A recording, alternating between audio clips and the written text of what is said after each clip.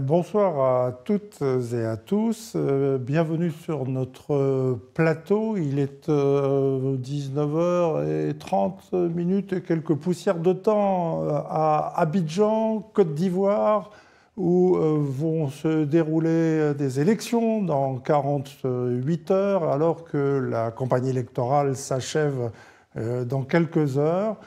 Nous recevons ce soir un invité de marque et nous en sommes très fiers d'ailleurs, puisqu'il nous a réservé cette exclusivité pour clore cette campagne électorale. Je veux parler du président Tidiane Thiam, président du PDCI RDA, que je reçois avec mon confrère Akoumblan sur ce plateau. Nous sommes en direct sur la chaîne YouTube du parti, le PDCI RDA, ainsi que sur le TikTok de Nsan Atoum-Blanc. Bonsoir, Président. Bonsoir à tous les deux et à tous les Ivoiriens, les Ivoiriennes qui nous écoutent et au-delà, tous les Africains.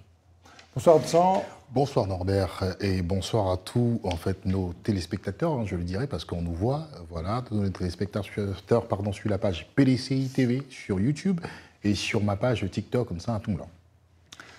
Alors, Président, nous sommes jeudi 23 octobre. J'avais tout de suite une question à vous poser concernant votre emploi du temps samedi. Qu'allez-vous faire? Allez-vous aller voter? Et puis ensuite, que comptez-vous faire après cette journée de vote? Que va-t-il se passer en fait? C'est surtout ça la question que se posent tous les Ivoiriens.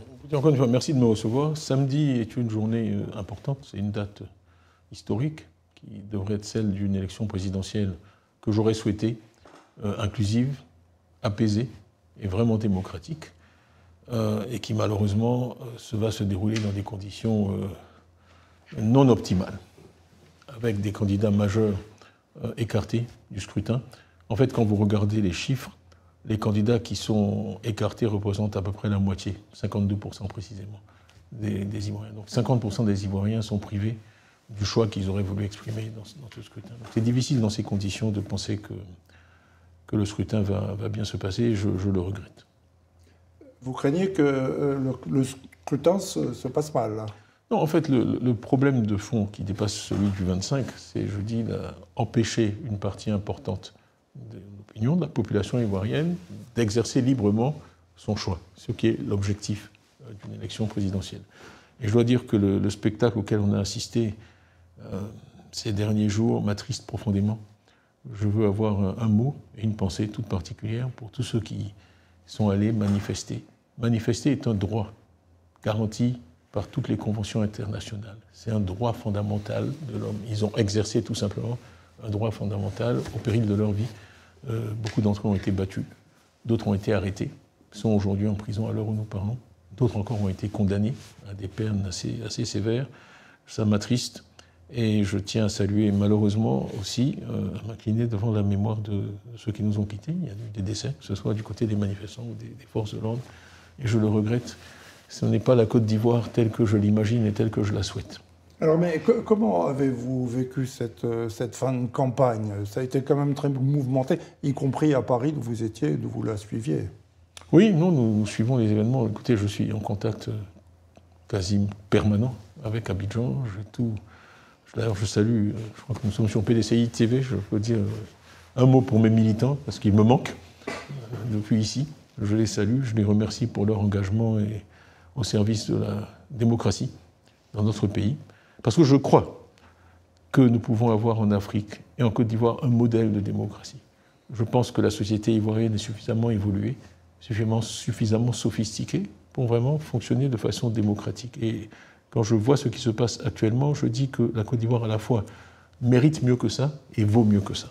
C'est votre message d'espoir que vous lancez à 48 heures du scrutin. Mais alors justement, j'aimerais quand même rentrer dans les détails. Vous avez maintenu pendant tout ce temps, ça fait 2 ans là, maintenant que vous êtes apparu sur la scène politique ivoirienne. Réapparu. Réapparu, bien sûr, oui, pardon.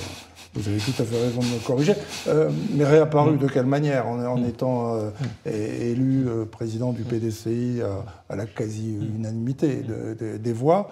Et puis ensuite est arrivé ce qui est arrivé. Comment vous y êtes-vous pris pour maintenir la flamme du parti, malgré toutes ces embûches, toutes ces entraves? C'est une question qu'on pose rarement, mais c'est intéressant. Tout d'abord, le parti a une histoire riche. Je suis souvent arrêté, je le raconte par des Ivoiriens dans la rue. Vous seriez surpris de voir combien d'entre eux me disent « Vous savez, mon père était secrétaire de section du PDCI. » Le PDCI a été le parti qui a fondé la Côte d'Ivoire, le parti unique. Et il y a très peu d'Ivoiriens qui n'ont pas dans leurs ascendants un militant actif du PDCI. Donc il y a ce socle-là, cet héritage qui est très important. Deuxièmement, dans la manière dont j'ai essayé de diriger le PDCI, il y a vraiment, pour moi, deux principes qui sont la responsabilisation et la décentralisation. Et c'est comme ça que je gère toutes les structures que j'ai eu le privilège ou l'honneur de diriger. C'est-à-dire, les Anglais disent « empowerment », donc responsabiliser, donner de l'autorité aux individus et ensuite décentraliser. Je pense qu'une des raisons pour lesquelles le PDCI a continué à fonctionner, bien que je ne sois plus physiquement sur le territoire, c'est justement parce que j'ai décentralisé en créant immédiatement une structure régionale avec des responsables bien identifiés et que j'ai aussi poussé les responsabilités vers le bas. Pour moi, c'est un principe parce que plus les décisions sont prises proches de là où elles doivent être appliquées, meilleure est leur qualité. Je ne sais pas si ce que je dis est clair, mais c'est tout ça. C'est ça la décentralisation. Donc, je n'ai jamais voulu qu'à Abidjan, on décide ce qui se passe à Tingrela. Je veux que la personne qui décide à Djegonefla ou à Tingrela ou à Bouna ou à Doropo connaisse, parce que la Côte d'Ivoire est un pays très hétérogène. Et le diriger de façon centralisée expose à des erreurs et des problèmes. Donc voilà, on a essayé de faire ça au niveau du PDCI. J'observe d'ailleurs que d'autres partis sont allés dans la même direction. Et donc je pense que ça nous permet aujourd'hui de continuer à fonctionner relativement proche aussi des populations et à l'écoute de nos militants. Et parmi elles, évidemment, la jeunesse ivoirienne, pour laquelle vous êtes un modèle. Alors, qui dit jeunesse dit réseaux sociaux, dit Internet, raison pour laquelle j'ai pensé utile de vous proposer de faire appel à mon ami Atoun Blanc 100, pour qui Internet n'a plus aucun secret. Alors, nous sommes également en direct sur sa chaîne TikTok. Cela, oui, effectivement. Oui, j'ai accepté avec plaisir. Je suis très impatient. Écoute, moi je suis très heureux, Norbert, déjà de recevoir le président Tidjane Thiam, ce qui prouve déjà que le président Tidjane Thiam est à l'écoute aussi d'une catégorie de la population. 75% en fait de la population ivoirienne, elle est jeune. Donc c'est un fait. C'est aussi avoir le contact, être proche aujourd'hui des jeunes. Mais je ne vais pas aujourd'hui spécifier le débat, puisque Norbert l'a rappelé, nous sommes à un tournant très important. Moi je reviens sur un élément historique. Nous sommes précisément en 2000. Je donne date, 28 octobre 2000. J'aime bien citer cette interview de M. Alassane Dramane Ouattara au journal Le Parisien, alors qui fait part d'un élément très important. La Cour suprême a pris une décision d'écarter Henri Konan Bédié, votre prédécesseur, et lui-même. Ancien patron, tout à fait. Et lui-même, monsieur Alassane Dramane Ouattara. Alors, qu'est-ce qu'il nous dit? Il nous dit cette décision de la Cour suprême est une décision inique. C'est une décision inique, et donc, à cette époque, l'heureux lauréat de cette élection fut le président Laurent Gbagbo. Lui, il disait à cette époque que le président Gbagbo était un président de fait. Et il souhaitait la reprise immédiate, d'accord, des élections de 2000. À cette époque, bon, on n'a pas crié au loup. Alors, est-ce que là, nous ne sommes pas dans un remake de l'histoire, comme vous aviez indiqué? Et un élément important déterminant, il disait que à cette époque, un cinquième, il allait même au-delà d'un cinquième, il allait au-delà d'une bonne partie aussi, d'accord, de la majorité des Ivoiriens n'ont pas participé à ce scrutin, donc il n'y avait pas de légitimité. Nous savons le poids que le PDCI-RDA, votre parti, représente, et aussi le PPACI représente. Est-ce qu'on peut parler aujourd'hui de crédibilité du jeu électoral? Écoutez, vraiment, la chose est très bien posée. Et c'est bien de repartir de 2000. Vous savez, j'ai fait campagne. L'an dernier, j'ai fait plus de 10 villes en quelques jours. J'ai fait campagne avec passion pour la RLE, la révision de la liste électorale 2024. Et on m'a vu partout dire, et faire ce geste, dire c'est le bulletin de vote qui vous donnera l'hôpital, qui vous donnera l'école que vous voulez, la route que vous voulez. C'est pas la Kalachnikov, c'est pas la machette, c'est le bulletin de vote. Donc moi, je suis vraiment profondément attaché, et j'étais très fier qu'il y ait eu 943 000 nouveaux inscrits, parce que, je l'ai dit aussi, la Côte d'Ivoire a un problème de taille de son corps électoral. Là, tout le monde s'excite sur samedi. Il faut rappeler que nous avons un taux d'inscription sur les listes électorales les plus bas d'Afrique. Oui. Okay, que le Libéria est au-dessus, que le Bénin est au-dessus, que le Sénégal est au-dessus, que tous les pays... On était à 7,8 millions, on est à 8,7 millions et quelques. Ça nous laisse très très loin des standards internationaux. Voilà. Donc la crédibilité, le problème de crédibilité de l'élection commence là. Okay, donc on part déjà d'un niveau... Même M. Kubert l'a dit, il était d'accord au début quand j'ai commencé à dire qu'il manquait 4 à 5 millions d'électeurs sur la liste. On m'a dit que je ne savais pas compter au début 2024. Bon, maintenant, c'est un chiffre qui est accepté de tout le monde. Donc, nous partons tous vers une élection dont nous savons qu'il lui manque 4 à 5 millions. Ce n'est pas rien. 4 à 5 millions d'êtres vivants. Ce n'est pas rien. Bon. Ensuite, on entre en 2025. Partant d'une situation comme ça, on dit qu'il n'y aura pas de RLE.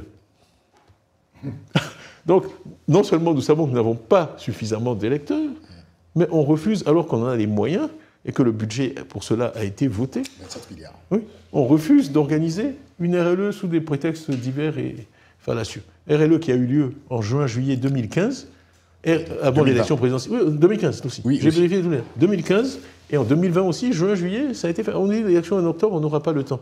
Mais, vous savez, j'ai un ami, il dit qu'il aide pour tous les événements sociaux, sauf les naissances, parce qu'on n'est jamais surpris par une naissance, ça prend 9 mois. Donc l'élection, c'est un peu la même chose. On savait qu'il y avait une élection en 2025. Donc, en aucun cas, l'État peut dire qu'il est surpris par le fait qu'il doit tenir une élection en octobre 2025. Donc l'argument de dire on n'a pas le temps, enfin, je ne comprends pas. Okay, donc ça, c'est déjà un premier problème, pas assez d'électeurs. Donc déjà, et ensuite la participation. Donc on a vu les chiffres que la CEI a communiqués, disant qu'il y avait peu d'engouement. Je crois qu'il parlait de 9% de personnes qui avaient retiré leur carte. Donc on va, dans un pays où le corps électoral est trop limité, vers une élection à très faible participation. Okay, donc moi, c'est pour ça que ma position, elle est simple. Hein. Depuis 1 an et demi, nous réclamons un dialogue. Un dialogue, un dialogue, un dialogue, pour aller à une élection crédible. Parce que, vraiment, la manière dont les choses vont se passer après l'élection est directement déterminée par les conditions dans lesquelles l'élection elle-même se déroule. Donc tout le monde a intérêt à ce que l'élection soit représentative, crédible et avec beaucoup de participants. Et donc, mon point de vue, c'est que de toutes les façons, depuis longtemps, cette élection, elle devrait être reportée. Il faut un dialogue et un report. Alors, ça me permet de venir peut-être clarifier un commentaire que j'ai fait récemment où j'ai dit qu'on avait 7 jours pour libérer la Côte d'Ivoire. J'aurais pu dire on a 7 jours pour sauver la Côte d'Ivoire. C'était ça le fond de ma pensée. Et j'ai fait référence au Tout-Puissant, en disant que Dieu avait mis 7 jours pour créer le monde, et que donc en 7 jours, tout était possible, avec un peu d'humour. Mais c'est pour dire que peut-être que ce miracle qui ferait que l'entendement reviendrait et qu'on mettrait bas la terre, comme on dirait chez nous, qu'on fasse ce dialogue, et puis on fera l'élection après. Et je suis désolé, mais j'ai amené un papier, parce que je suis quand même l'actualité. C'est donc que samedi, c'était le 18 octobre. Beaucoup d'Ivoiriens savent que c'est l'anniversaire du président Houphouët-Boigny. Tout à fait. Le président Houphouët-Boigny, paix à son âme. Et donc, chaque année, moi, le 18 octobre, je fais un message à la nation, en tant que président du PDCRDA. Et j'aimerais vous lire quelques lignes, ça prend 10 secondes. J'ai dit, le 18 octobre, c'est un document public qui a été largement diffusé. En ce jour mémorable, souvenons-nous encore de Félix Houphouët-Boigny pour dépasser nos désaccords, nos divergences et nos incompréhensions, pour retrouver le seul chemin qui construit durablement un pays dans la paix, le dialogue. J'ai dit la restriction des libertés et l'usage de la violence, de la force répressive rabaisse tout pouvoir. Le dialogue, disait Houphouët-Boigny, reste l'arme des forts. Évitons, pendant qu'il en est encore temps, la voie sans issue, créée par le règne de la manipulation, de la violence, de l'injustice et de l'exclusion. Jamais il n'est trop tard pour dialoguer. La paix est encore possible. Agissons maintenant. Le monde nous regarde. L'histoire nous jugera. Que la paix soit dans nos cœurs. Donc, voilà le fond de ma pensée et ce que j'ai exprimé le 18. Parole de sagesse, bien sûr, et qui touche au cœur. Pourtant, à Abidjan, certains veulent incriminer vos paroles prononcées samedi dernier à Paris. Que leur répondez-vous ? Je ne suis pas sûr qu'ils... Les paroles sont là. J'ai dit... J'ai fait un appel à la paix, un document que tout le monde peut consulter, qui est officiel, qui est sorti. Effectivement, j'étais à un meeting où j'ai dit, effectivement, ces mots. C'est une semaine pour libérer la Côte d'Ivoire. Est-ce que la Côte d'Ivoire est libre? Permettez-moi de vous poser une question aujourd'hui. Est-ce que les Ivoiriens sont libres? Pour moi, la liberté, c'est... Je vous réponds clairement que voilà, non. Voilà. Donc dire libérer la Côte d'Ivoire, c'est pas quelque chose de choquant, ni d'insurrectionnel. C'est le mot qui est utilisé. Les Ivoiriens, je veux les libérer de quoi? De la peur. Et dans cette même intervention, je parlais du pouvoir de la peur et de l'argent. Je veux les libérer de la peur, et je veux les libérer de l'esclavage de l'argent. Voilà. Des mots très durs, et vous n'êtes pas le seul. Le président Gbagbo, Laurent Gbagbo en a prononcé d'autres, pas plus tard qu'hier. Il a parlé de coup d'État institutionnel, de coup d'État civil. Il a parlé de braquage électoral. Que pensez-vous de ces formules? Bon, d'abord, vous savez que le président Gbagbo est mon aîné et que j'ai toujours eu beaucoup d'estime pour lui. Nous avons des rapports anciens et solides. Nous disons la même chose avec des mots différents. Ce que je viens de dire sur le fait qu'il n'y a pas suffisamment d'électeurs. Je ne suis même pas rentré dans le sujet des insuffisances et des imperfections des 8 millions et quelques d'électeurs inscrits. Parce qu'on sait aussi que là, il y a énormément de problèmes, énormément d'erreurs dans cette liste qui est insuffisante. Donc effectivement, organiser, ça fait 5 ans que nous disons ces choses-là. Pourquoi on a laissé passer autant de temps sans rien faire? Parce qu'on voulait, à mon avis, à la fin, pouvoir dire « mais trop tard ». On n'a pas arrêté. Moi, depuis mon retour en Côte d'Ivoire, ça a été un de mes premiers sujets. La liste électorale, la CEI, inscrire les gens, faire les RLE.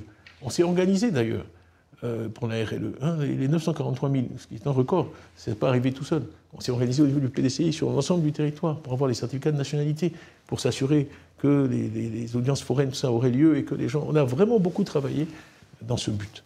Donc vraiment, moi je crois aux élections, je crois que ce n'est pas rendre service à la démocratie de procéder à un simulacre d'élection. Donc je reviens à dire dialogue et report. Alors, Président Tidjane Thiam, nous allons continuer à parler de l'actualité du jour. Ce sont les papers immobiliers.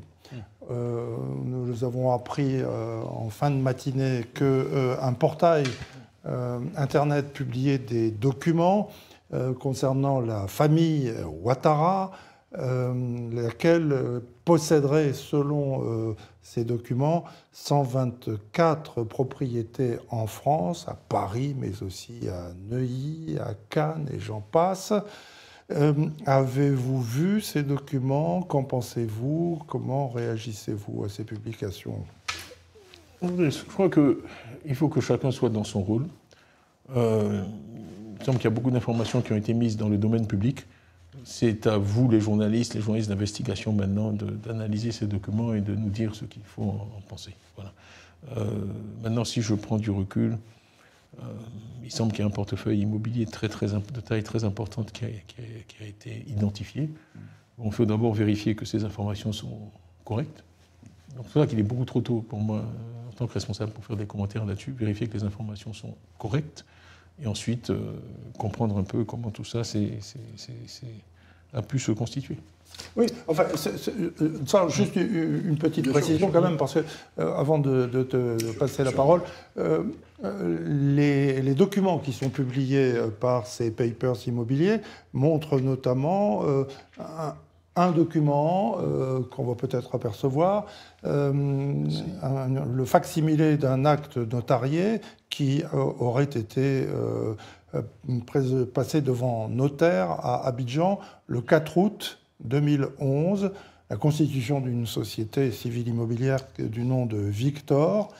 Et ce document qu'on va apercevoir est signé de la main même d'Alassane Dramane Ouattara et de son épouse Dominique Claudine Ouattara. Donc le 4 août 2011, on est presque moins de 4 mois après l'installation d'Alassane Ouattara au pouvoir, le 11 avril 2011.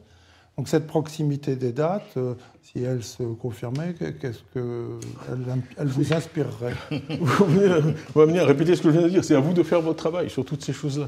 Moi, je ne vais pas commenter et faire des hypothèses sur des choses que je n'ai même pas pu vraiment étudier, ni consulter, pas pu en confirmer l'authenticité. Et sur le fond, nous, ce que nous voulons, et ça on l'a dit au niveau du PDC, et ça c'est un sujet que j'ai abordé souvent dans mes interventions devant des Ivoiriens, c'est une question d'argent public, de corruption.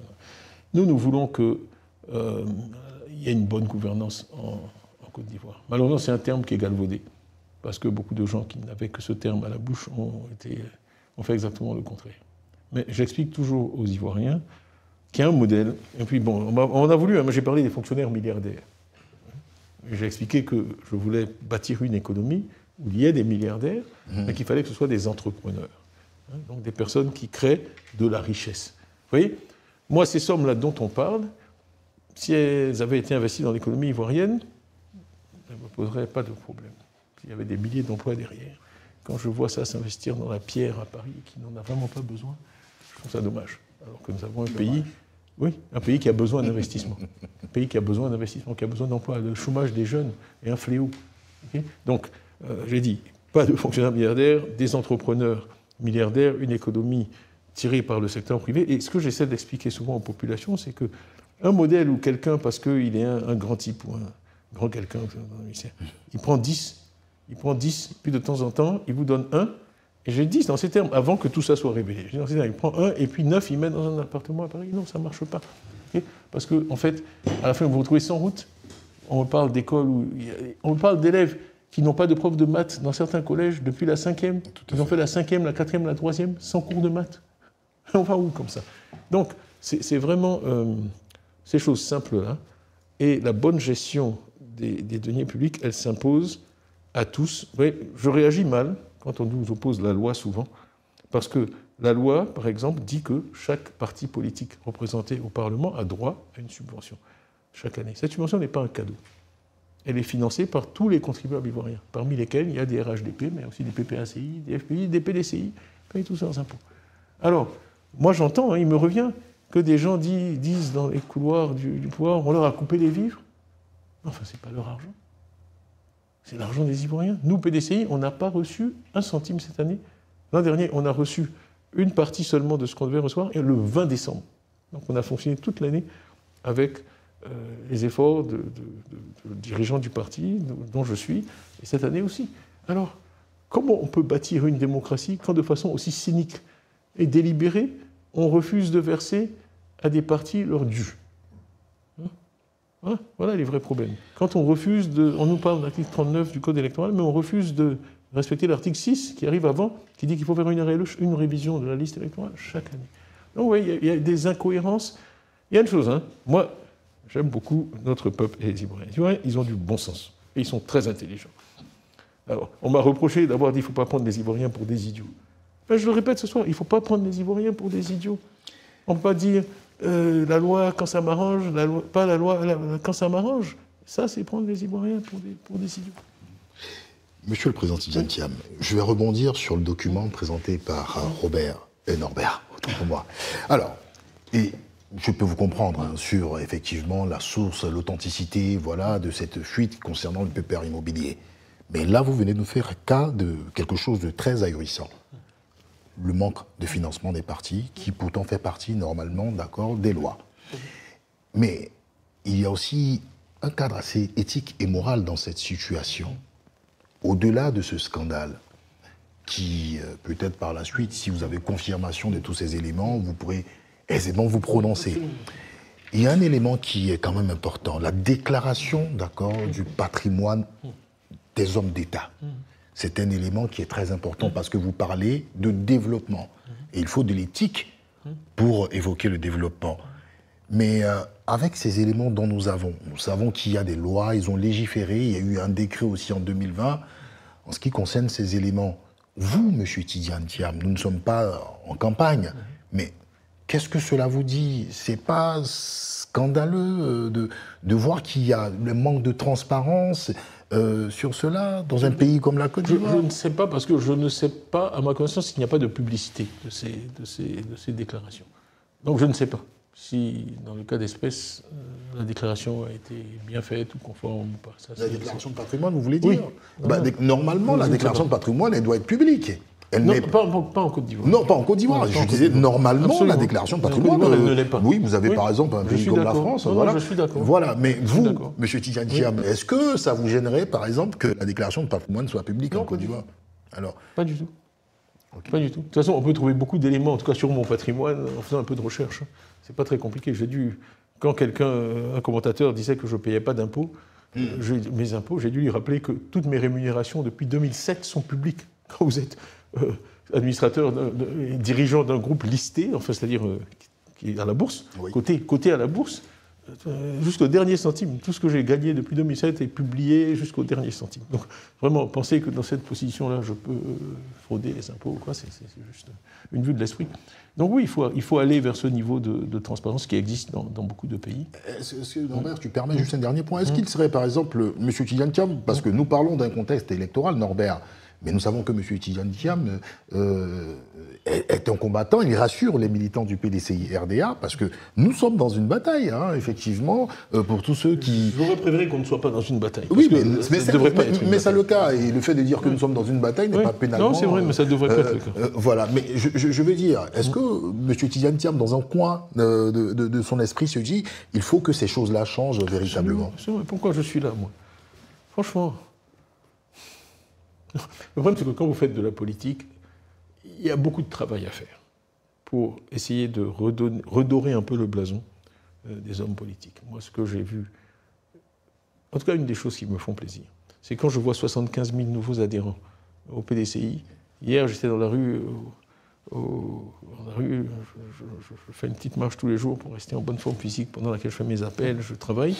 Et donc, bon, il y en a qui ont pris des photos, qui filment comme ça. Mais souvent, les gens prennent des selfies. Et donc, il y avait une jeune Ivoirienne là, qui a traversé la rue et qui est venue me voir et qui m'a dit « Est-ce que c'est vous ?» Je dis « Oui, oui. » On a rigolé. On fait Marie-Odile, je ne dirais pas son nom de famille. Enfin, elle est une Koulango, je lui ai demandé.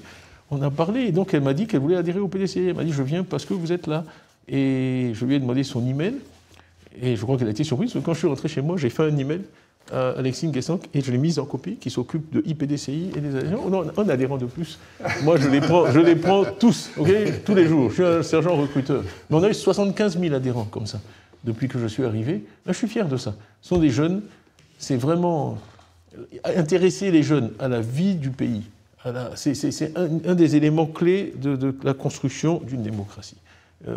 C'est très malsain que les gens se désintéressent de la politique et de la chose publique. Donc, vraiment, une chose qu'on a essayé de faire au PDCI, et je veux vraiment saisir l'occasion pour... Mais on a essayé de le rajeunir, mais ce n'est pas une critique. Sans les vieux, entre guillemets, il n'y aurait pas de PDCI. Donc vraiment, à chaque occasion, je leur rendrai hommage. Un parti qui a passé 25 ans dans l'opposition et qui fonctionne encore, c'est vraiment quelque chose d'exceptionnel, en tout cas en Afrique.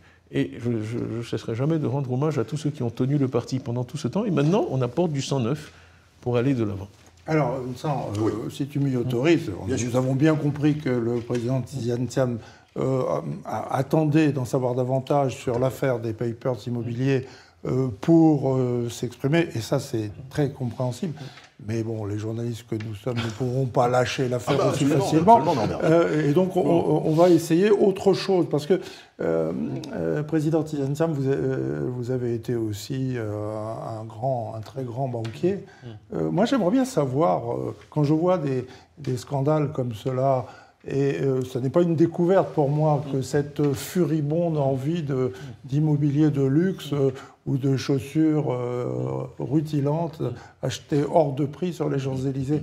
Le banquier que vous fûtes, comment peut-il nous expliquer à tous nos internautes qui sont en ligne, comment on fait pour financer de tels achats aussi ruineux quand on est un dirigeant politique en Côte d'Ivoire?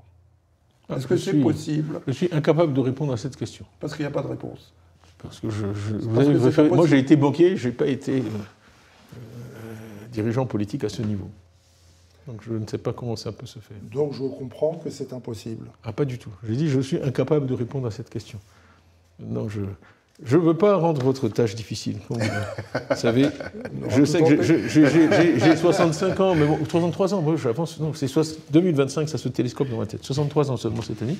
Mais bon. Enfin, comme vous savez, mon père était journaliste, donc j'ai toujours un peu faible, parce que je sais que c'est un métier difficile. J'ai vu mon père l'exercer. J'ai vu les critiques, j'ai vu les tensions, j'ai vu les difficultés, j'ai vu...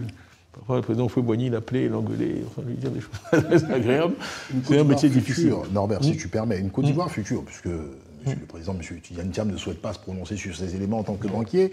Une Côte d'Ivoire future, dont M. Tidjane Thiam y est, à des postes de responsabilité, pourrait-il admettre ce genre de malversation? On ne sait pas s'il y a eu malversation. Non, pourra-t-il accepter ce genre de malversation? Oui. Nous ne confirmons pas.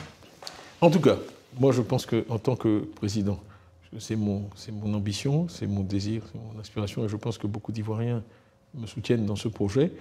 Mon job, ce sera de créer un environnement tel que les Ivoiriens soient heureux d'investir dans leur économie. J'ai souvent fait ce raisonnement. J'ai dit, moi, j'ai dirigé des grands groupes internationaux quand même. Je l'ai expliqué. Un bon dirigeant d'entreprise, quand il doit décider de rentrer dans un pays ou pas, la première chose qu'il regarde, c'est la santé des entreprises locales. Je peux vous assurer. Il y a toutes sortes d'investisseurs. C'est comme tout dans la vie. Il y en a de haute qualité, il y en a de basse qualité. Vous savez, je dis, pendant la traite de l'esclavage, les bateaux se bousculaient sur le golfe de Guinée. Donc l'affluence n'est pas un critère de performance. Tout à fait. Quand beaucoup de gens s'intéressent à vous, ça peut être pour deux raisons complètement opposées. Ça peut être soit parce que vraiment c'est un investissement attrayant, ils ont perçu qu'à long terme ça va bien marcher, ou parce que vous faites rouler dans la farine et vous faites n'importe quoi. Les deux amènent de l'affluence. Donc, un des jobs du président, c'est de créer un environnement qui attire des investisseurs de qualité. Des gens qui seront là pour le long terme. Un investisseur de qualité, il regarde d'abord comment se porte le tissu local. Et j'ai toujours dit, donc, qu'en tant que président, on doit d'abord concentrer son énergie sur les entreprises nationales, les entreprises locales, et bâtir des champions nationaux, qui vont ensuite pouvoir être en partenariat avec le capital étranger qui arrive. Si vous n'avez pas ça, vous faites tondre.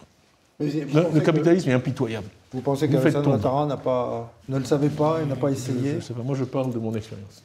Je fais référence à mon expérience en tant que dirigeant de groupe international et comment nous regardions les pays.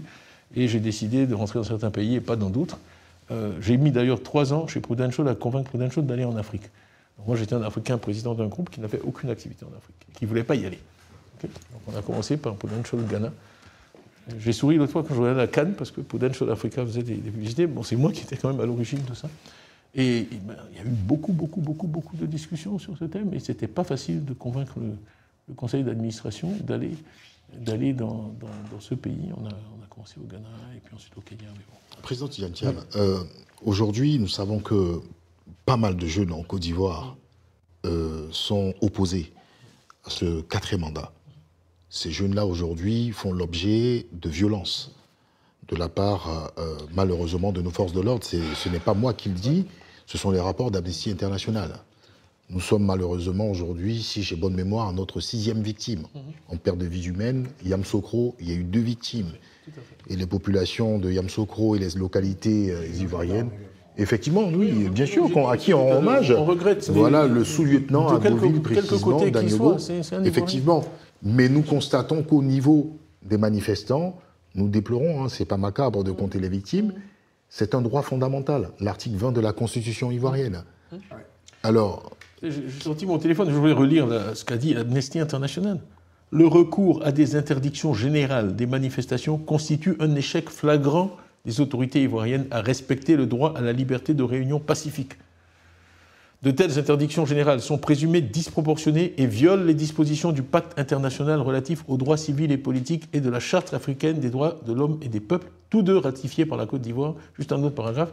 Toute restriction des manifestations publiques doit être légale, nécessaire, proportionnée et non discriminatoire. J'ouvre une parenthèse parce qu'on a vu que certains partis ont le droit de marcher. Oui, tout à fait. Donc non discriminatoire, c'est ça. Au lieu de les interdire, les autorités devraient respecter et faciliter les rassemblements pacifiques et veiller à ce que le maintien de l'ordre public vise à permettre aux rassemblements de se dérouler comme prévu dans un esprit de désescalade et de protection des participants. Je ne sais pas si vous suivez mes activités, mais le 9 août, on avait beaucoup investi, nous, le PDCI, pour que cette manifestation se déroule bien. On voulait la faire d'abord au plateau, place Réunion. On nous a dit non. D'abord, on l'a reportée. On l'a interdite. On a dit la reporter. On l'a reportée de bon cœur. On a changé l'itinéraire. On est allé à Yopougon. On est allé à Yopougon. Bon. Je vous assure, j'ai enregistré un message, j'étais tellement heureux ce soir-là. C'est vrai, on vous l'a vu. J'ai mal dormi, parce que rassembler autant d'êtres humains, et que ça se passe de façon pacifique. Donc, on était fiers d'avoir organisé ces marches pacifiques. Donc, imaginez notre surprise quand le 2 octobre, on nous dit que les marches sont interdites. Mais enfin, pourquoi? Il y a eu la marche du 14 juin, qui a été un grand succès, qui a été totalement pacifique. Il n'y a même pas eu un caillou de jeté. La marche du 9 août, contre quoi? On dit ça pourrait y avoir de la violence. Mais quelle violence? Il n'y a de la violence que depuis cette interdiction. La Côte d'Ivoire était totalement paisible. Les gens mettaient leur pagne, PDCI, ils marchaient vraiment dans la bonne humeur. Même les forces de l'ordre, ça s'est bien passé. Moi, j'ai des retours, hein, je sais ce que les forces de l'ordre disent à nos gens. Ils disent, ah, c'est bien, tout allait bien. Alors pourquoi ce durcissement? Et pourquoi mettre 44 000 Ivoiriens dans les rues? C'est de là que est venu le problème. Des corps habillés. Oui. Comprenez-vous la détresse, d'accord, de ces jeunes aujourd'hui qui s'opposent contre le 4e mandat? Totalement. Parce qu'à un niveau, la vie est simple. Hein. 4 n'est pas égal à 2, 2 n'est pas égal à 4. La compréhension de la Constitution des Ivoiriens, elle compte. Et la compréhension de la Constitution de la plupart des Ivoiriens, c'est qu'il y a une limite à 2 mandats. Voilà. Surtout qu'en 2016, lors de la révision, on leur a dit que ça resterait 2 mandats et qu'il n'y aurait pas de remise à zéro des comptes. Tout à fait. On a encore les affiches où c'était dit. C'était dit par le gouvernement qu'il n'y aurait pas de remise à zéro des comptes.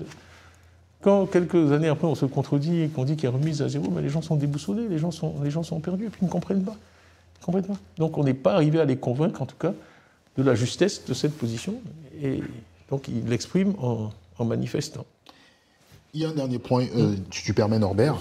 Tidjane Thiam, je le dis, hein, Monsieur le Président, vous permettez, Tidjane Thiam est représenté dans le subconscient d'une partie des Ivoiriens comme l'enfant, d'accord, l'enfant prodige, l'enfant talentueux, et aussi il porte un lourd héritage qui est celui de Félix Houphouët-Boigny. Voilà, on ne peut pas nier ce fait. Et il y a quelque chose qui me choque quand même dans cette situation dans laquelle nous sommes. Vous êtes très attaché à vos racines. À Yamoussoukro, par exemple, on vous a vu en présence des chefs Akoué et d'autres chefs, en fait, d'accord, en Côte d'Ivoire. Nous avons une chambre des rois et chefs traditionnels. Et je pense que dans ces moments très importants, solennels, il faut qu'on revienne à nos principes africains. Non, c'est très important. C'est très important. Alors, aujourd'hui, nous avons une chambre des chefs et rois traditionnels. On a l'impression que c'est aujourd'hui une caisse à résonance du pouvoir RHDP. Qu'est-ce que ça vous fait, vous? Ben, ça m'attriste, vous savez. Bon, parfois, je fais des commentaires, après, je regrette. Mais bon, je suis comme ça. Bon. Beaucoup de chefs ont été des supplétifs de l'administration coloniale. Moi, j'aime l'histoire, et je la connais. Chef de canton, il y en a beaucoup qui étaient des collabos. Donc, cette espèce de compromission, ah ben oui. Tout ce qui connaît la Côte d'Ivoire sait comment on était nommé chef de canton par l'administration coloniale. Donc, les choses n'apparaissent pas, dans le vide. Voilà. Donc, il y a toujours eu 2 types de chefs chez nous, en Afrique. Ceux qui vraiment étaient bottom-up, représentaient les aspirations. Vous savez, j'ai dit, hein, la phrase, à chaque fois, l'autorité se consent, elle ne s'exige pas. L'autorité, elle vient d'en bas, pas d'en haut. La vraie autorité, la vraie légitimité. Donc, il y a toujours eu des chefs vraiment légitimes et des rois vraiment légitimes. C'est ceux qui s'occupaient de leur population, et puis ceux qui étaient nommés. Et les élus et les nommés dans la vie, c'est 2 catégories qui sont très différentes. Et malheureusement, il y a beaucoup de gens qui sont nommés. Donc, pour en revenir, moi je crois que, roi ou pas roi, chef ou pas chef, aucun Ivoirien ne peut voir des Ivoiriens être battus, comme moi les images que j'ai vues ces derniers jours, et rester indifférent. Voilà, être roi, chef, cuisinier, chauffeur, ça m'est égal. C'est en tant qu'être humain même, vous avez un minimum d'humanisme, ce sont des images qui vous soulèvent le cœur. Les images qu'on a vues ces derniers jours. C'est des images qui vous soulèvent le cœur, et on ne devrait pas voir ça. Alors cette tension que vous évoquez entre l'égalité et légitimité, si j'ai bien compris, comment va-t-elle pouvoir se dénouer après samedi après une réponse simple et décevante, mais c'est le dialogue. Il n'y en a pas d'autre. Houphouët-Boigny explique ça 1000 fois, même à la fin des guerres les plus féroces, il faut s'asseoir et discuter. On a tous vu ce qui vient de se passer à Gaza. Ça a atteint un paroxysme. Pendant un moment, on pensait que cette crise ne serait pas résolue, les otages ne reviendraient jamais en Israël. Qu'est-ce qui s'est passé à la fin? M. Trump a appelé M. Netanyahou, ils ont appelé Hamas. Et Hamas et Israël, qui étaient en guerre totale, aujourd'hui Hamas remet des otages, des corps d'otages à Israël. Tous les conflits de l'histoire de l'humanité se terminent de la même façon, à un moment ou à un autre. Alors, c'est ce que disait, il faut faire l'économie de ce qu'on voit là actuellement. Des Ivoiriens battus, sauvagement. Sauvagement. Même s'ils avaient commis des délits, il y a un habeas corpus, ils ont des droits à l'intégrité de leur corps. On ne peut pas battre des êtres humains comme ça. Donc, on n'est pas au Moyen-Âge, et il faut sortir de là. Et je sais que, vraiment, ce n'est pas une critique des forces de l'ordre, parce que moi, j'ai beaucoup de respect pour les forces de l'ordre ivoiriennes. Je crois que dans leur vaste majorité, elles sont républicaines, attachées à une certaine légalité. Mais il faut éviter de les utiliser contre la population ivoirienne. Oui, mais cet appel au dialogue que vous renouvelez ce soir, votre porte-parole principal, Soumaïla Bredoumi, a passé toute cette campagne électorale et même la pré-campagne électorale à le lancer, cet appel, en vain. Ça n'a rien donné. Et ensuite, on va très vite arriver dans la campagne des élections législatives. Ce dialogue ne vient pas. Est-ce que vous n'êtes pas en train de prêcher dans un désert? On continuera. Je ne serai pas le premier dans l'histoire de l'humanité. Beaucoup de choses qui ont changé le monde sont sorties de prédicateurs dans le désert. Il y a toujours un moment où on prêche dans le désert et un moment où on traverse le désert. Eh bien, il faut continuer. Vous savez, c'est Churchill qui a dit when you're going through hell, only one thing to do is keep going. C'est quand vous traversez l'enfer, il y a une seule chose à faire, c'est continuer à avancer. À un moment ou à un autre, vous en sortirez. Non, mais plus sérieusement. Bien sûr que... L'alternative, c'est quoi? C'est soit faire ce qu'on fait là, avec Bredoumi, ça, continuer à apprendre, ou on va prendre des armes, ce qu'on ne fera jamais. Okay? Donc, il n'y a pas d'autre. Quand on est pour la paix, il n'y a pas d'autre choix. Combien de temps le président Houphouët-Boigny a prôné le dialogue pour l'Afrique du Sud? Où est-ce que Mandela a fait son premier voyage quand il a été libéré? À Yamoussoukro. J'ai eu l'honneur de rencontrer le président Mandela, le président Thabo Mbeki, en privé avec le président Bédié. Et j'étais très ému, moi j'étais relativement jeune ministre et tout, et il a dit ceci, il a dit « Aucun chef d'État ne m'a plus cédé que le président Houphouët-Boigny, je veux le dire devant l'histoire ». Thabo Mbeki est vivant, je suis sûr qu'il se souvient de cette rencontre. Donc, la force du dialogue, quand il a dit le dialogue c'est l'arme des forts, c'est vrai. On peut toujours gonfler les biceps, se taper la poitrine et faire le matamor, le va-t-en-guerre. Et bien toutes les guerres se terminent par un dialogue et par une négociation. Il n'y a pas d'exception à cette règle. Qu'est-ce qu'il en est de la dynamique du Front commun? Oui. Non, le Front commun, c'est important parce que nous sommes unis dans ce que je dis là. Le président Gbagbo ne dit pas autre chose. C'est pas un secret qu'on ne partage pas la même idéologie. Le PDCI et le Front commun. Mais une nation est riche de ses différences. Merci.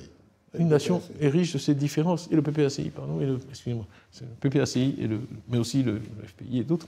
Une nation est riche de ses différences. Aux États-Unis, il y a les démocrates, il y a les républicains. Et les États-Unis ne seraient pas complets sans l'un ou sans l'autre. Donc, on accepte de vivre ensemble pour que le pays, à la fin, avance. Et ce respect mutuel, c'est une des choses qui me chagrine vraiment dans le débat actuel, c'est l'agressivité, le mépris. On est tous des Ivoiriens. Personne ne détient la vérité absolue et pour toujours. Un peu d'humilité. Qui manque d'humilité? Moi, souvent, parfois, ils disent que moi, je suis arrogant de l'autre côté. Mais vraiment, laissons les Ivoiriens juges de ça. Laissons les Ivoiriens juges de ça. Oui, mais quand vous avez créé le Front commun, président Tidiane Thiam, lorsque vous avez créé le Front commun avec le PPACI du président Laurent Gbagbo, vous saviez quand même que votre candidature et celle du président Gbagbo avaient peu de chance de franchir le filtre du Conseil constitutionnel. Vous vous en doutiez? J'essaie de me souvenir des dates. Très honnêtement. Non, j'essaie de me souvenir des dates. Parce qu'il y a eu beaucoup de... J'ai passé tellement de temps dans tellement de procédures. Vous savez, on est confronté à un modèle actuellement de fonctionnement antidémocratique où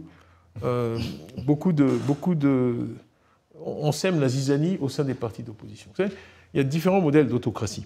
Vous pouvez supprimer et battre l'opposition. Vous pouvez simplement avoir des gens au sein des différents partis. Je fais souvent la plaisanterie au PDCI. Hein. Quand on se réunissait, je dis, bon, il y a une section RHDP au PDCI. Et ils se connaissent. Ils existent. Et beaucoup de gens au PDCI les connaissent et savent qui ils sont. Et ils sont là au service du RHDP. Donc on a maquillé des opérations de déstabilisation du président du PDCI comme des opérations venant de la base, de militants. Mais enfin, comment on peut dire que dans un parti qui élit son président à 99,77%, qu'il y a des dissensions? Entre qui? Entre 0,23% et 99,7%. Donc j'ai été pris toute l'année dans des histoires de... Et c'était délibéré. Hein, des dossiers juridiques, des plaintes, des tatatis, des tatatas. Ça n'a pas arrêté. C'est du harcèlement judiciaire, harcèlement juridique, organisé, avec des pseudo-militants. Et je vous rappelle que quand mon dossier est allé devant la CEI ne m'a pas retiré de la... Il y avait une plainte de 150 militants du RHDP qui demandaient que je sois retiré de la liste électorale. La CEI ne l'a pas fait. Elle a arbitré en ma faveur. Mais ils ont le droit d'appel. Ils sont allés devant une juge et là, ils ont eu gain de cause. J'ai été retiré de la liste électorale. Mais je vous rappelle que, c'est pour ça que nous sommes allés après à l'ONU, mon dossier de candidature était complet. Les conditions de l'article 55, qui fixe les conditions d'élection à la présidence de la République, sont une condition d'âge et une condition de nationalité, exclusivement ivoirienne. Toutes conditions que je remplissais. Mon dossier a été déposé au Conseil constitutionnel. Ensuite, en ce qui concerne les pièces administratives, soit l'extrait de casier judiciaire, je l'ai fourni. L'attestation fiscale, pour le cas de la présidence, je l'ai fourni. Le quitus fiscal. Le certificat de nationalité, je l'ai fourni. Donc la raison à mon entendement qui a été donné, c'est que je n'étais pas sur la liste électorale. Liste électorale où j'aurais pu être si on avait fait ce qu'on faisait régulièrement. La révision en juin-juillet. Ah oui. Voilà. Donc vraiment, et le président Gbagbo, enfin en tout cas dans mon cas, voilà, le PDCI il m'a présenté comme candidat, il pense que c'est une candidature légitime, mais maintenant nous n'avons pas le droit dans notre démocratie ivoirienne, voilà, de contester les décisions du Conseil constitutionnel. Outre le financement, en fait, d'accord, du PDCI-RDA, que vous aviez effectivement dénoncé par la loi des financements du parti, nous constatons, en dehors du coup d'État de 1999, où le président Henri Konan-Bédié était pendant un exil assez court, je pense à peu près sur 1 an et demi, à peu près, nous constatons aujourd'hui le PDCI-RDA tenir sur ses pieds. Vous aviez évoqué en off la décentralisation en termes de management. Est-ce qu'aujourd'hui, le président Tidjane Thiam est en France, peut-il encore compter sur ses soldats en ce qui concerne le maintien du parti et la gestion du parti sans être physiquement sur place? J'en suis sûr. Hein. Malheureusement, notre parti a dû souvent dans son histoire, être confronté à des difficultés. Je pense que le nom Péchou vous dit quelque chose. Non, bah bien sûr. Hein, vous avez évoqué les chefs traditionnels. Voilà. Donc, quand le président Houphouët a été dans la même situation, ici à Paris. Moi, je connais ceux qui faisaient la navette entre Abidjan et Paris. Ils sont venus à Yamoussoukro avec des mitraillettes pour l'enlever, qui s'est enfermé dans sa chambre, qu'il a dû appeler le procureur général à Dakar. Fait, effectivement. De là, qui lui a sauvé la vie. Après ça, il est parti en France pour ne plus revenir, puisqu'il savait qu'on voulait l'assassiner. Bon. Donc, et le PDCI est toujours là. OK. Donc, le PDCI a dans son ADN une capacité, je dirais, si je peux me permettre de choisir, de bons dirigeants. Et ensuite à fonctionner face à l'adversité. C'est pas facile. Bien sûr qu'on préférerait... Hein. Moi, j'aime mon rôle de président du PDCI. Vraiment, les gens m'ont vu arriver tous les matins au bureau. Et d'ailleurs, ça étonnait les gens que je sois aussi présent au PDCI. Oui, j'étais là tous les matins. Je travaillais pendant 15 heures, tous les jours. On a beaucoup accompli, franchement, en 1 an et demi. Donc, c'est malheureux qu'on soit dans cette situation. Mais quelle autre option avons-nous aujourd'hui? Quand vous voyez les abus des atteintes aux droits de l'homme quotidiennes, quand vous voyez... une partie de mon équipe est cachée. Hein, Benjo, coordinateur général du PDCI. Moi, je n'y étais pas, mais on m'a rapporté l'attaque contre sa résidence. Ils ont saccagé sa résidence il y a quelques jours. Personne ne sait où il est. Bon, j'ai d'autres, je pourrais citer. Malheureusement, nous sommes comme... Avant l'indépendance, un parti légal qui a bâti la Côte d'Ivoire. De nombreux membres de la direction du PDCI aujourd'hui sont cachés ou en exil. Est-ce que c'est normal? Rassurez-nous, comment va Noël Akossi Benjo? Comment vous voulez qu'il aille? Un homme qui a eu sa carrière, qui a dirigé la plus grande entreprise de Côte d'Ivoire, la CIR, qui a été maire du Plateau. Élu meilleur maire d'Afrique. Qui voit sa résidence saccagée. Plus grave, ces gens ont été formés à prix d'or par la Côte d'Ivoire, par le contribuable ivoirien. Benjo sera le premier à vous dire que sans Houphouët-Boigny, il serait toujours dans un petit village ébrié. Brédoumi est pareil. C'est un des plus grands agronomes ivoiriens. Il a été formé à Prix d'Or par la Côte d'Ivoire. Il était un parmi 11 qui sont allés aux États-Unis faire leurs études cette année-là. Moi, il m'a raconté, je connais toute sa vie. Bon. Est-ce que vraiment notre pays a tellement de talent qu'il peut se passer de ce genre de personnes et les pourchasser? C'est pas comme ça que la Côte d'Ivoire doit être gouvernée. Ceux qui croient que c'est un bon modèle, eh bien, ils se trompent. Et aujourd'hui, s'il y a une désaffection des Ivoiriens vis-à-vis d'eux, si les Ivoiriens n'ont plus confiance en eux, s'ils font des meetings où il n'y a personne, c'est à cause de tout ça. Les législatives, peut-être.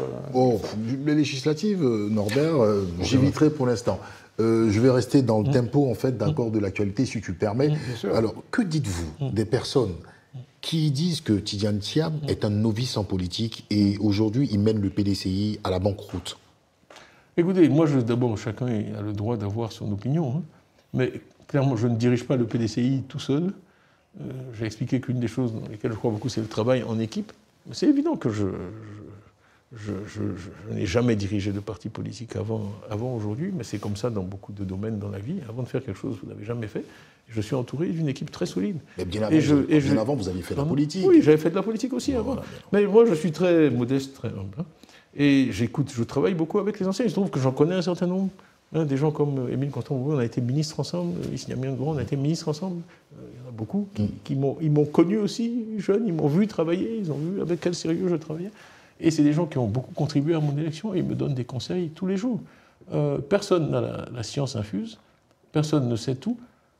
Alors, peut-être que je suis un hypnotiseur, hein, parce que, donc, pour arriver à convaincre 99,77% du PDCI de courir à sa perte, bon, alors on pense que les gens du PDCI ne sont pas très intelligents. C'est pas ce que je pense. Non, en fait, c'est 2 années, c'est un peu moins de 2 années qui viennent de se passer. Oui.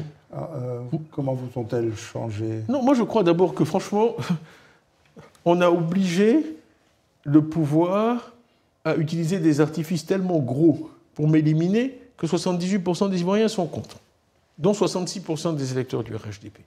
Alors, vous savez, il y a un truc que les Américains disent beaucoup, c'est blame the victim. C'est dans une situation où quelqu'un est une victime de quelque chose, vous mettez le blâme sur la victime. Moi, je suis une victime dans cette histoire. Et le PDCI aussi. Okay, le PDCI s'est choisi un président qui pensait être un bon président, et en tout cas, l'engouement qu'on a suscité chez les Ivoiriens, les 169 000 parrainages que j'ai eus, je suis le candidat qui a eu le plus de parrainages en Côte d'Ivoire. Plus que le président de la République. Les 75 000 adhérents sont des gens réels qui existent. À mon avis, le million qu'on a mis dans les rues à Yopougon le 9 août. Donc, c'est pas... ça vous a galvanisé. Oui, c'est pas un rêve que j'ai eu tout seul de faire ça. Moi, quand je vois des gens traverser la rue pour me dire, moi, je m'intéresse maintenant à la politique, grâce à ce que vous dites depuis 1 an ou 2, je suis très fier, très heureux. C'est pour ça que je me suis engagé dans ce combat.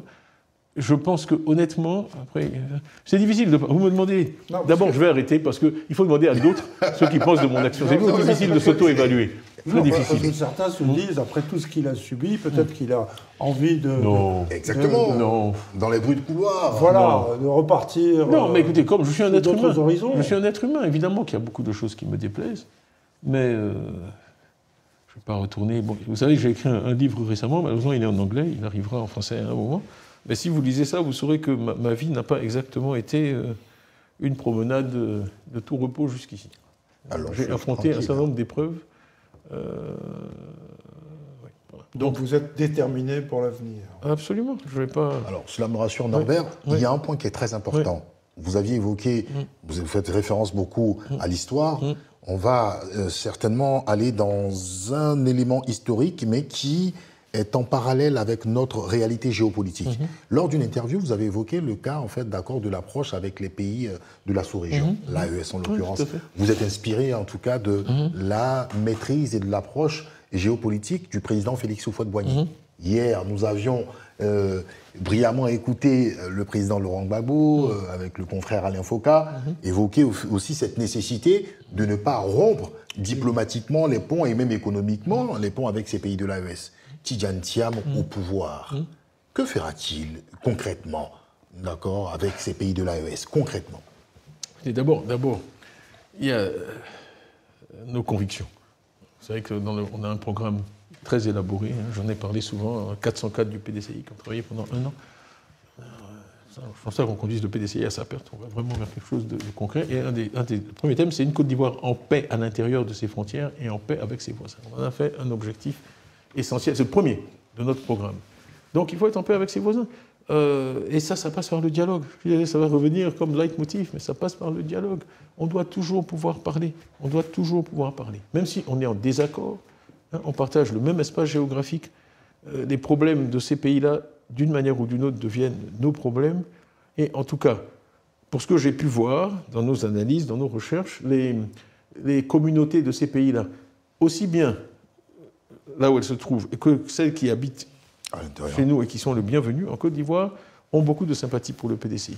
Je veux vous dire que beaucoup d'entre eux se préparaient à voter pour le candidat du PDCI au cours de cette élection présidentielle. Ils nous l'ont dit, que ce soit des communautés burkinabées, des communautés maliennes. Et ils voyaient le retour du... Parce que, bon, quand même, on fait l'histoire, hein. Qui parlait du bétail électoral du PDCI? Ah oui, c'est vrai. Merci. Alors, ok, c'est pas si loin. Donc, le parti qui laissait tout le monde voter, et ça, c'est resté dans l'esprit de nos frères du Burkina, du Mali et d'autres pays. C'était le PDCI. Bon, il y a eu un épisode malheureux, j'ai dit ce que j'en pensais, bon, qui n'était pas fidèle aux valeurs fondamentales du PDCI, mais ils sont heureux de voir un président du PDCI qui tient le même discours que celui qu'ils ont toujours souhaité voir le PDCI tenir, celui du président Houphouët-Boigny, qui est vous savez qu'il avait supprimé les visas pour les Africains non ivoiriens. Oui. Bon. Donc toutes ces choses-là, c'est des gestes symboliques importants. Mais... Et puis moi j'irai à Ouagadougou. Je suis certain que absolument, bien sûr. Certainement, Norbert, on ira couvrir ces événements sur Ouagadougou. Bien sûr. Anwar El-Sadat est allé voir Menahem Begin. Effectivement. Alors, quel problème il y a entre la Côte d'Ivoire et le Burkina qui fait qu'on ne peut pas aller à Ouagadougou? Moi, je suis certain que je serais bien accueilli. Un élément, si tu permets, très important. Tidjane Thiam, l'homme de la France. On l'a longtemps entendu. Non, mais c'est très important parce que... Clairement, j'ai un soutien. Là, effectivement, on le constate. On constate qu'il est bel et bien l'homme de la France. Mais je veux dire, on a tellement entendu. On a entendu. Et là, aujourd'hui, ironie du sort. Mais ce qui... Tidjane Thiam, est-il plutôt dans une approche, parce qu'il faut aussi, si je fais référence au PDCI RDA, on avait le président Félix Houphouët-Boigny, à l'époque, d'accord, de la présence des deux blocs, n'hésitez pas à dire clairement qu'il était du bloc occidental. Mais on a l'impression qu'avec Tidjane Thiam, nous avons une autre approche. Tidjane Thiam ne serait-il pas quelqu'un qui a plus une approche multilatéraliste, assez ouvert avec les partenaires qu'il faut à travers le monde? Parce qu'on vous a souvent cité dans les escarcelles, en fait, d'accord, d'une vision politique mondiale qui, aujourd'hui, est contraire à ce que vous prônez, à vous entendre politiquement. Je ne peux pas être responsable de ce que les autres disent que je pense. Moi, je m'exprime souvent. Oui. J'aimerais bien quand même entendre le président Tidjane Thiam sur ce point. Non, pour moi, ce n'est pas aussi simple que ça. D'abord, je pense que la représentation qu'on fait là de président Houphouët n'est pas correcte. Vous savez qu'il avait de bonnes relations avec Ceausescu en Roumanie, il avait de bonnes relations avec Tito en Yougoslavie, je le sais très bien. Il avait de bonnes relations avec l'Inde. Donc, il y avait un ancrage, effectivement, mais c'était surtout pour l'économie de marché. Oui. Il avait été communiste par opportunisme. Je suis désolé, on n'ennuie pas peut-être les spectateurs avec ces rappels historiques. Non, mais c'est très important. Il avait été communiste par opportunisme. Par opportunisme. Bon, après, il a rejoint l'UDSR de François Mitterrand en 1954. Et c'était, comme il disait lui-même, c'était un riche planteur. Donc, un riche planteur communiste qui avait la seule voiture américaine de la colonie de Côte d'Ivoire, ça n'allait pas très bien ensemble. Donc, lui-même était un entrepreneur. Ceux qui ont vu les plantations de Toubokro, l'ananas, le pactage, tout ça savent que c'était un chef d'entreprise, en plus d'être un président. Donc il y avait ce côté-là qui rejetait l'aspect collectiviste du communisme. Mais il reconnaissait aussi que le communisme avait apporté un équilibre par rapport à l'impérialisme, bien sûr, des pays capitalistes. Et il a toujours il a toujours entretenu de bonnes relations avec tout le monde. Donc moi, c'est ma philosophie aussi. C'est clair, je ne vais pas raconter d'histoire. Moi, je suis pour l'économie de marché. Il n'y a pas de problème. J'étais patron d'entreprise, il irait mal de dire autre chose. Pourquoi je suis pour l'économie de marché? Parce que c'est quelque chose, parfois, les gens dans le système un peu français ne comprennent pas. Parce que l'économie de marché, contrairement à ce que les gens pensent, elle est en faveur du petit et du faible. D'accord. Parce que la compétition, c'est une bonne chose. La compétition, on va rentrer dans des discussions. La compétition, écoutez, chacun s'exprime. Il y a je peux donner tellement de faits à l'appui de ce que je dis là.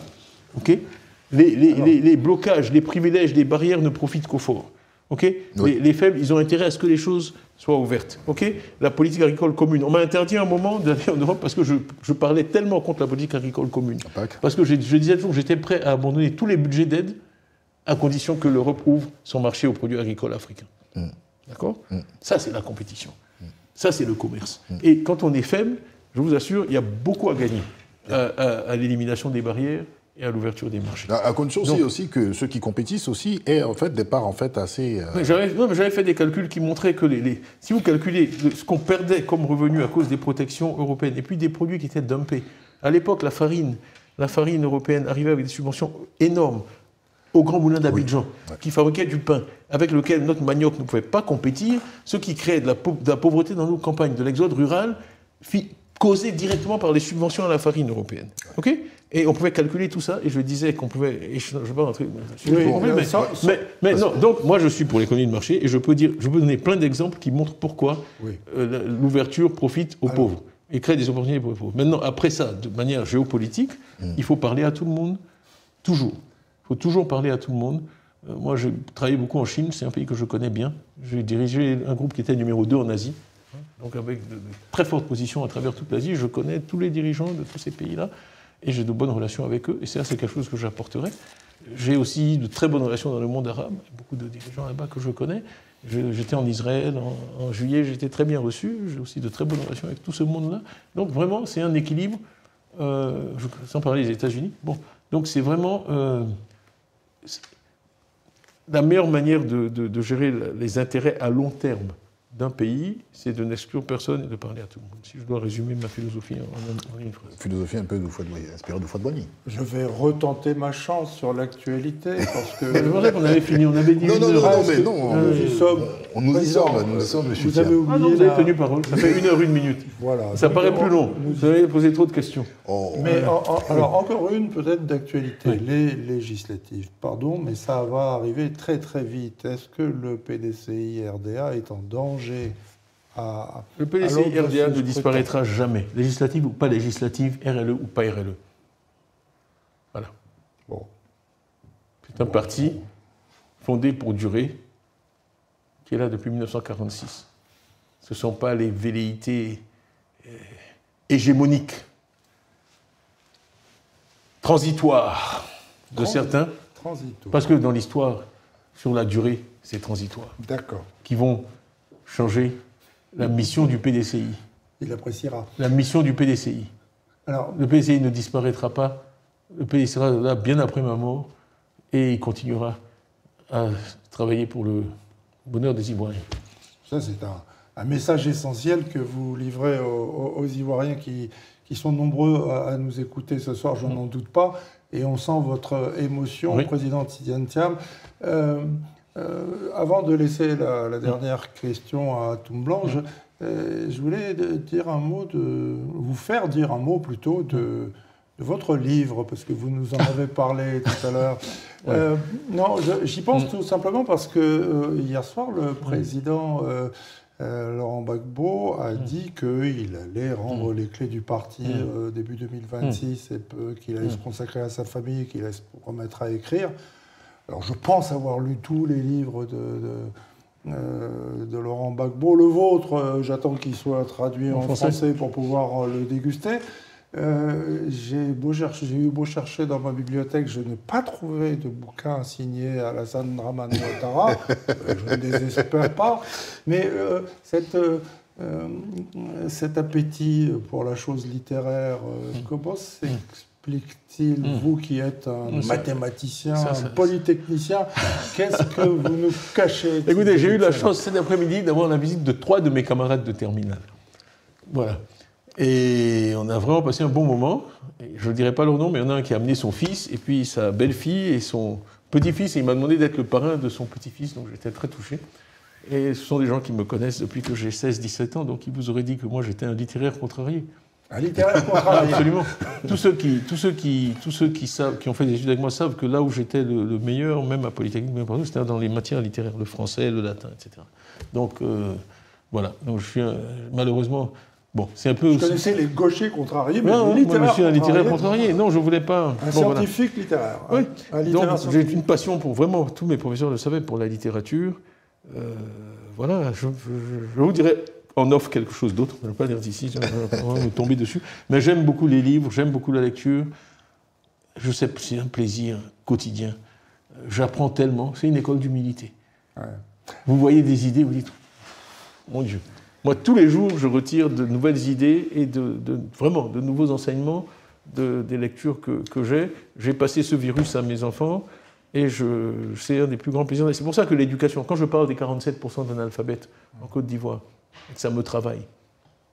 C'est qu'une société est riche de ça, la lecture, mais c'est indispensable. Avoir accès à l'intelligence de toutes ces personnes qui nous ont précédés. C'est de Sénèque, hier j'ai écouté un truc sur Sénèque, bon, voilà, et de toutes les cultures, non, de toutes les cultures, que ce soit la Chine, que ce soit l'Afrique, que ce soit truc. Il évoque tout le temps d'Orléans. Et ça, c'est vraiment, ben c'est lui qui a dit, et je le répète souvent, il n'est pas de vent favorable pour celui qui ne sait où il veut aller. C'est Sénèque qui a dit ça. C'est une pensée tellement profonde. Il les cite souvent. Finalement, le Front commun avait ça en commun. Ah, ça, on a vraiment ça en commun. Ça, c'est vrai. On aime les livres.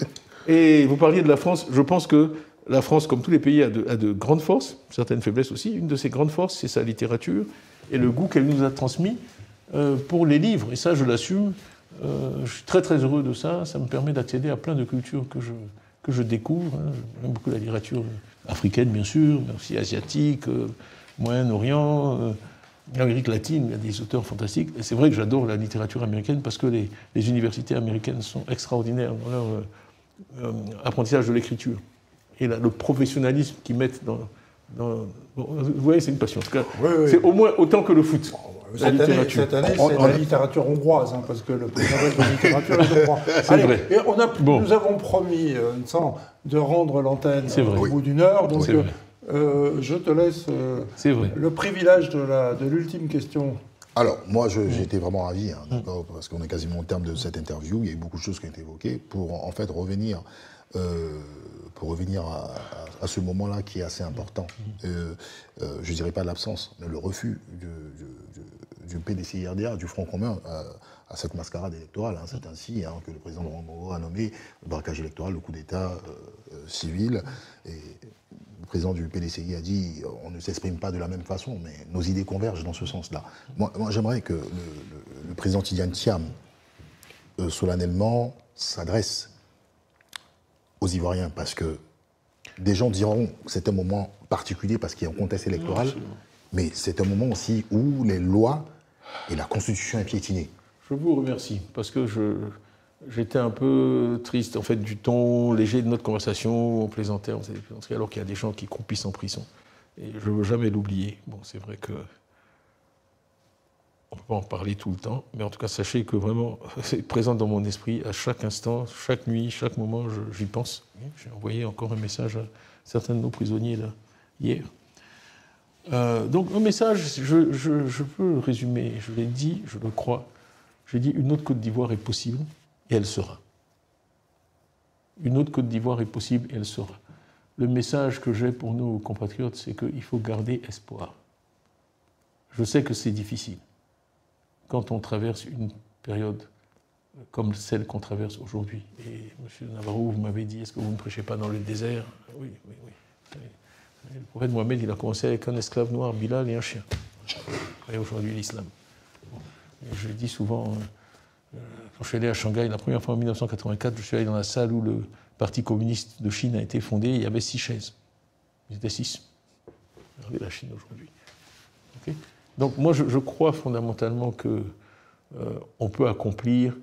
Il n'y a pas de limite à ce que l'esprit humain peut accomplir. Donc aujourd'hui, nous sommes dans une situation difficile, mais je crois dans l'homme, je crois dans l'Ivoirien. Je pense que Dieu nous a donné une intelligence et une âme. Et vraiment, c'est l'appel que j'ai lancé aux autorités, à vraiment s'élever au-dessus des contingences et des problèmes de court terme, pour penser à tous ceux qui nous ont précédés, aux souffrances qu'ils ont endurées, pour que nous soyons indépendants et pour les rendre fiers. Amen, Alléluia et Inch'Allah, je dirais. Mais bon, c'est ça, c'est ma pensée profonde, c'est que vraiment, quand je pense à ceux qui nous ont précédés, à toutes les humiliations qu'ils ont subies, au temps colonial, que moi je connais, mes parents m'en parlaient tout le temps. Mais alors, on ne peut pas aujourd'hui se donner un spectacle de la sorte avec des jeunes qui sont l'avenir, qui sont la richesse du pays, qui sont battus, emprisonnés. Pourquoi? Parce qu'ils ont une opinion donnée. Alors, respectons-nous les uns les autres, je dirais aimons-nous les uns les autres, et arrêtons de diaboliser certains d'entre nous. Faisons preuve d'un peu d'humanisme, et je pense qu'à ce prix-là, on y arrivera. Et vraiment, donc je lance de nouveau cet appel, et je le lancerai autant de fois que nécessaire jusqu'à ce qu'il aboutisse. Engageons-nous dans un dialogue.